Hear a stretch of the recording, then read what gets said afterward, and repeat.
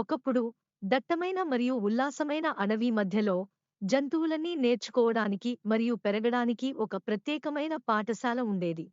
తెలివైన ముసలి గుడ్లగూబ నేతృత్వంలో జంగిల్ క్లాస్ రూమ్ అనేది కేవలం విద్యావేత్తల గురించి కాకుండా వాటిని మంచి జీవులుగా మార్చే విలువల గురించి కూడా పాఠాలు చెప్పే ప్రదేశం. ఈ అడవిలో తేజు అనే కొంటె కోతి, లక్ష్మి అనే శ్రద్ధగల కుందేలు మరియు అశోక్ అనే ఆలోచనాత్మక ఏనుగు నివసించాయి.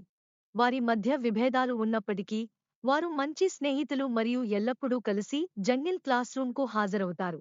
ఒకరోజు వారు తరగతిలో కూర్చున్నప్పుడు గుడ్లగూబ ఇలా ప్రకటించింది: ఈ రోజు మనం దయ యొక్క ప్రాముఖ్యత గురించి నేర్చుకుంటాము.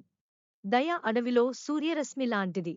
ఇది హృదయాలను వేడి చేస్తుంది, ఆనందాన్ని తెస్తుంది మరియు ప్రతి ఒక్కరికీ జీవితాన్ని అందంగా చేస్తుంది అని గుడ్లగూబ కొనసాగిస్తున్నప్పుడు జంతువులు ఉత్సాహంగా వింటాయి. పాఠం తర్వాత తేజు, లక్ష్మి మరియు అశోక్ దయను అభ్యసించడానికి అడవిలోకి వెళ్లారు. దారిలో వారు తమ బరువైన పెంకులను మోయడానికి కష్టపడుతున్న తాబేళ్ల కుటుంబాన్ని ఎదుర్కొన్నారు. తడబడకుండా అశోక్ ముందుకొచ్చి సహాయం అందించాడు.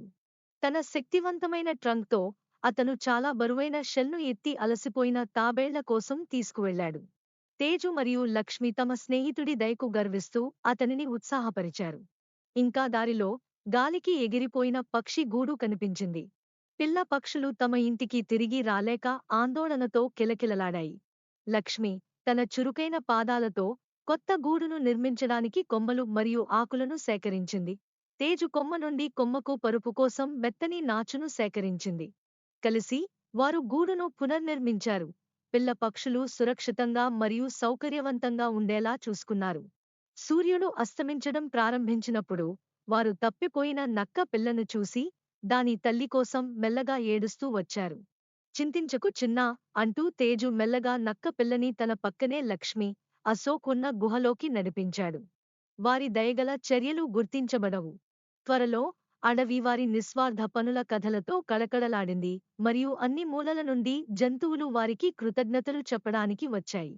తిరిగి జంగిల్ క్లాస్ రూంలో గుడ్లగూబ తన విద్యార్థులను చూసి గర్వంగా నవ్వింది.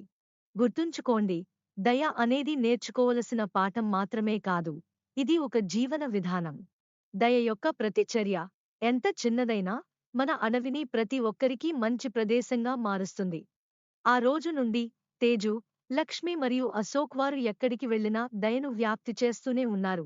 అడవిని దాని నివాసులందరికీ సంతోషకరమైన మరియు ప్రకాశవంతమైన ప్రదేశంగా మార్చారు. కాబట్టి అడవి హృదయంలో గొప్ప పాఠాలు పుస్తకాలలో కనుగొనబడలేదు, కాని వాటి ద్వారా జీవించిన వారి చర్యలలో స్నేహం, కరుణ మరియు దయ యొక్క నిజమైన అర్థాన్ని ఒకరికొకరు బోధించడం.